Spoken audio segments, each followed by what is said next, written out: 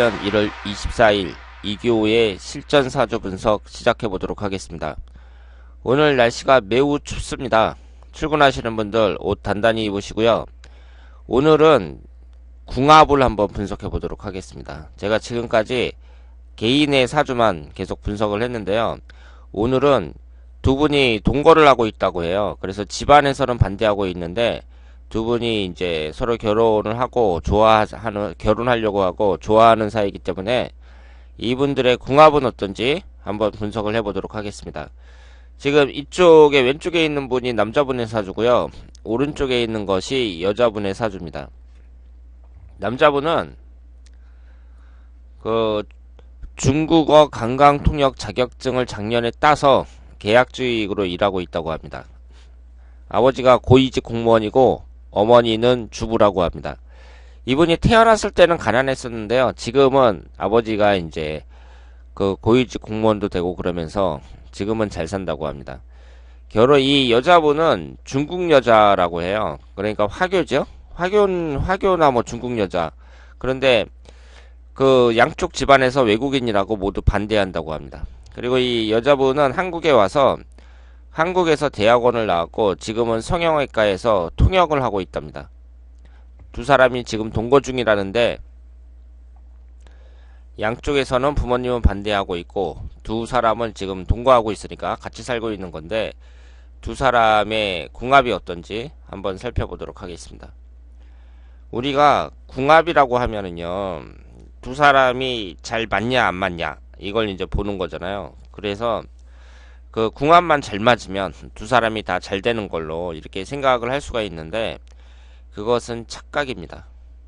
궁합이 두 사람이 아무리 잘 맞아도요, 그게 다가 아니에요. 그러니까 사람이 궁합을 볼 때에는요, 두 사람을 맞춰보기 전에 일단 각자의 사주를 분석을 해야 됩니다. 그래서 한 사람의 사주가 하자가 너무 많다. 그러면 그걸로 끝났다고 봐야 돼요. 끝났다는 얘기는 탈락이라는 뜻입니다. 그러니까 이렇게 생각을 하면 되죠. 두 사람이 아무리 궁합이 잘 맞은들 한 사람이 너무 문제가 많은데 그럼 잘 맞으면 뭐 하겠어요. 그러니까 각자의 사주를 자세히 분석을 해야죠. 그리고 각자의 사주가 그 개인으로만 봤을 때 궁합이 좋은 사주가 있고 안 좋은 사주가 있어요. 그게 무슨 뜻이냐면요, 한 사람의 사주가 궁합이 안 좋다는 것은 그 사람은 어떤 사람을 만나도 대부분 안 좋아요. 그러니까 만약에 남자가 있는데 그 사람 사주 자체가 사주가 별로 안 좋다. 그러면 궁합이 안 좋은 사주다. 그러면 웬만한 여자를 만나도 다 안 좋다고 봐야 돼요. 그러니까 우리가 이게 이제 궁합을 보면서 알 수 있는 게 서로 이제 사이가 안 좋단 말이에요. 사이가 안 좋아서 이혼하려고 한다. 그러면 그 사주를 딱 보면서 어떤 사람이 문제가 돼서 이혼을 하는구나. 이것을 이제 간파할 수가 있죠. 그 얘기는 무슨 뜻이냐면 사주를 딱 봐서 남자 사주가 문제가 많다. 그러면 남자는 남자대로 불만이 많고 여자는 여자대로 불만이 많은데 중요한 건 뭐냐면은요, 그 남자분은 웬만한 다른 여자 만나도 거의 다 사이 나빠져요. 여자도 마찬가지입니다. 사주가 아주 안 좋은 사람이 있거든요. 궁합이 안 맞는 여자가 있어요. 그런데 이제 그분이 이혼을 하려고 한단 말이에요. 그래서 만나서 얘기를 해보면 여자가 막 그 남자가 어떻고 저쩌고 막 이러면서 불만이 많아요. 그러면 또 남자 만나서 얘기해보면 남자도 불만이 많겠죠. 그런데 남자 궁합은 좋고 남자 사주는 좋고 여자 사주는 안 좋단 말이에요. 그럴 경우에는 여자가 원인이 돼서 이혼을 한다고 봐야죠. 그리고 그 여자분은 다른 웬만한 남자 만나도 다 사이가 안 좋아져요. 그러니까 우리가 궁합을 볼 때 그 개인의 사주를 자세히 분석할 수밖에 없는 거죠. 그래서 사주가 안 좋다. 그러면은 그 사람은 그 좋은 관계를 유지하기가 상당히 어렵습니다. 그리고 우리가 사주 분석을 할 때 뭐 시험운이니 매매운이니 뭐 이런 거 보잖아요. 그런 것은 운으로만 따질 수 없어요. 그러니까 시험 같은 경우는 자기가 공부를 해야 붙는 거지, 공부도 안 했는데 운이 좋으니까 시험에 붙을 것이다, 이렇게 말을 할 수는 없잖아요. 그리고 매매운 같은 경우도 부동산을 팔겠다고 내놨는데 가격은 터무니없이 높이 책정해서 내놓고 언제 팔릴까요? 뭐 문서오는 언제 들어올까요? 이렇게 물어본단 말이에요. 그러면 매매라는 것은 가장 중요한 게 가격인데 가격이 적당해야 되는 것이고, 만약에 안 팔린다 그러면 가격을 내리면 팔릴 가능성이 높은 거잖아요. 그러니까 이런 것은 운으로만 따질 수 있는 게 아니에요. 그런데 이런 궁합 같은 경우는요, 적중률이 대단히 높습니다. 대단히 높아요. 그러니까 궁합이 아주 안 맞는다 그랬을 경우에는 안 하는 게 낫죠. 그리고 그 사주가 아주 안 좋고 그런 사람은 일단은 피하는 것이, 그 개인적으로 볼 때는 괴롭겠지만 일단은 그런 사람은 피해야 된다, 이렇게 말씀을 드릴 수 있겠습니다. 그러면 이 남자분 사주를 보면은요, 지금 이 두 분 사주가 그렇게 다 좋은 사주는 아니에요. 그런데 원래 이 좋은 사주라는 게 드물잖아요. 좋은 사주라는 게 드물거든요. 그러니까 그런 걸 감안을 해갖고 사주를 봐야죠. 그러니까 이분 같은 경우, 남자분 같은 경우는 지금 기사년, 을해월, 갑오일, 경호시 이렇게 되어 있는데, 그 목기운이 2개, 화기운이 셋, 토기운이 하나, 금기운이 하나, 수기운이 하나입니다. 오행이 한두 개씩은, 한 개씩은 다 들어있어요. 그러니까 이렇게 이제 목화토금수가 다 들어있으면 일단 기본 점수는 높게 줄 수 있는 거죠. 그런데 이분은 이제 약점이 뭐냐면은요, 일간이 갑경충을 받고 있습니다. 일간이 충을 받고 있고 내가 극을 당하는 거예요. 그 경금에 의해서. 이럴 경우에는 정신적으로 컨디션이 좋지 않다, 이렇게 표현을 하고 싶습니다. 정신적으로 컨디션이 좋지 않은 사람들이 많고요. 그리고 충을 당하는 것이 경금이잖아요. 간이잖아요. 잘 보세요. 이분은 지금 지지에 화기운이 3개가 있어요. 식신상간운이 강하죠. 근데 이 식상운이라는 것은 관을 극하거든요. 화극금으로. 금기운을 극해요. 그런데 하나밖에 없는 이 관이 충을 당하고 있습니다. 충을 당하고 있다는 것은 힘을 잘 못 쓴다는 얘기죠. 그런데 지금 시주에 있으면서 이 경금이 관이니까 육친적인 관점에서 보면 이 관이라는 것은 자식운을 나타내거든요. 그런데 자식운이 약하다고 봐야죠, 이분은. 그리고 역마살이 강하고 식상운이 강하니까 통역을 합니다. 통역이라는 것은 말로 하는 거죠. 그러니까 식상운이 강한 사람한테 적합하다고 볼 수 있고, 그리고 이 관광통역 자격증을 땄다고 했잖아요. 그러면은 그 관광지를 돌아다닐 게 아니에요. 그러니까 역마살 강한 사람한테 어울리는 사주다, 어울린다, 이렇게 볼 수 있죠. 그러니까 직업 자체는 이분의 사주를 봤을 때에는 잘 어울리고, 그리고 여기에서 이제 주목해야 될 게 관이 약하다는 거예요.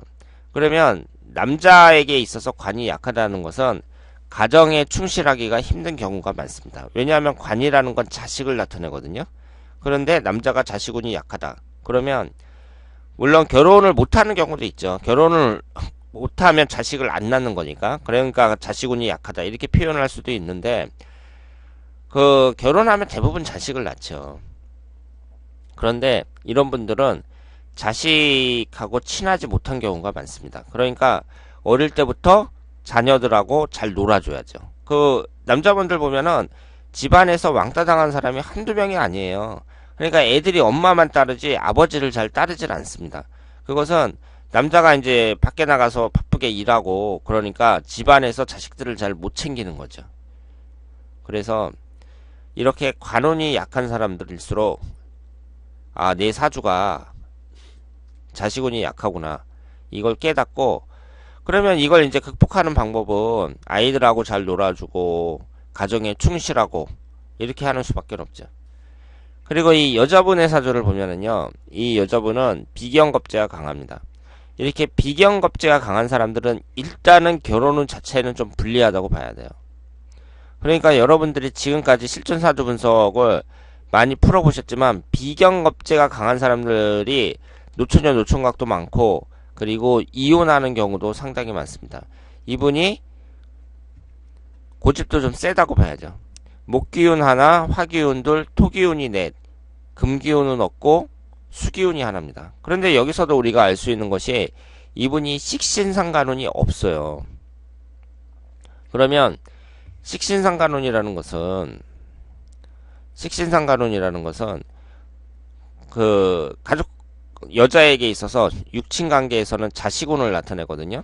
그런데 자식운을 나타내는 식신상간운이 없습니다. 그러니까 이분도 자식운이 약해요. 그러니까 두 사람 다 자식운이 약해요. 그래서 두 사람 다 자식운이 약하다는 것은 결혼을 해서 애가 잘 안 생길 수도 있고 아이 때문에 고생할 수도 있고 이런 여러 가지를 생각할 수가 있습니다. 그러니까 아이를 낳으면 두 사람이 이제 결혼해서 아이를 낳으면 그 아이를 특히 물론 모든 부모가 마찬가지겠지만 아이들에게 신경을 많이 써야 되고 만약에 이런 사람들이 이제 결혼을 했는데 여자가 애가 생겼는데 우리 돈 좀 더 많이 벌고 안정된 다음에 애를 낳자. 그러니까 첫 아이는 지우자. 뭐 이런 생각을 한다면 대단히 어리석다고 말씀을 드릴 수가 있죠. 그런 사람들이 간혹 있어서 말씀을 드리는데 이렇게 두 사람이 다 자식운이 약할 경우에는 애가 이제 생겼을 때 그때를 이제 감사하게 생각하고 애를 낳아야지 뭐 낙태를 한다든가 이런 것은 어리석은 짓이라고 볼 수 있습니다.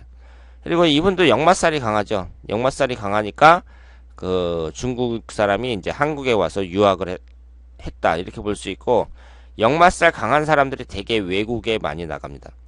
그리고 이분들의 그 궁합을 보면 일단은 천간이 각기합으로 합이 되죠. 이렇게 천간이든 지지든 일주를 비교했을 때 합이 되는 것이 유리하다고 볼 수 있고 이 두 분은 특별히 무슨 삼형살이라든가 뭐 이런 것도 없어요. 그리고 남자의 부족한 그 남자가 토기운이 하나밖에 없는데 여자분은 4개나 되고 그러니까 서로 채워주는 맛이 있고 뭐 여러 가지로 봤을 때 이 정도 궁합은 비교적 이 정도면 괜찮다고 볼 수 있습니다. 그리고 흘러가는 대운을 봤을 때 남자분이 임신대운, 여자분이 신미대운 이렇게 흘러가는데요. 그 대운 자체가 뭐 아주 좋은 건 아니지만 그렇다고 나쁜 것도 아니에요. 그래서 이 정도면은 무난한 그 궁합이라고 말씀을 드릴 수가 있습니다. 그래서 자식 이기는 부모가 없다고 하잖아요. 자식이 강력하게 밀고 나가면 부모가 막을 수가 없습니다. 그리고 외국인이라고 하더라도 서양 여자하고 중국 여자는 다르죠. 일단은 외모부터 똑같이 생겼잖아요. 외모부터 똑같이 생겨서 중국 사람이나 일본 사람이 가만히 서 있으면은요, 이 사람이 한국 사람인지 중국 사람인지 일본 사람인지 구분을 못해요. 여러분들은 구분할 수 있습니까? 중국 사람이나 일본 사람이 말 안 하고 가만히 있으면 이 사람이 한국 사람인지 아닌지 여러분들 구분할 수 있어요? 어떤 사람들은 구분할 수 있다 그러는데 저는 구분 못 하겠어요. 그러니까 그 외국인이라고 해서 싫다고 하셨지만 서양 여자처럼 이렇게 완전히 확 티가 나는 그런 사람도 아니고 그리고 어차피 같은 문화권이잖아요. 그 한자 문화권, 같은 동양 문화권이니까 두 사람이 좋다고 지금 동거까지 하고 있는데 반대하기는 어렵죠. 그래서 이미 이제 나이도 벌써 29이나 됐고 애들도 아니고 내년이면 30인데 두 사람이 이제 같이 하겠다 그러면 부모들은 도와주는 수밖에 없습니다. 그러니까 어렸을 때부터 힘들어서 키웠다고 하더라도요. 이제 나이가 돼서 성인이 되면 보내줘야죠. 그러니까 어릴 때는 그 많이 안아주고 그 다음에 이제 나이 들어서 성인이 되면 자식들은 옆에서 지켜보는 수밖에 없다. 이렇게 말씀을 드릴 수 있겠습니다. 자, 그러면 오늘 이기호의 실전사주 분석은 그 두 분의 궁합이었습니다. 두 분이 앞으로 잘 살 수 있기를 기원하고요. 그리고 오늘 날씨가 매우 춥습니다. 요즘에 어제도 그렇고 그제도 그렇고 날씨가 아주 추운데요. 감기에 조심하시길 바랍니다. 그리고 이번 주가 구정이네요. 설 잘 보내시길 바랍니다. 자, 이기호의 실전사주 분석 여기서 마치겠습니다. 대단히 감사합니다.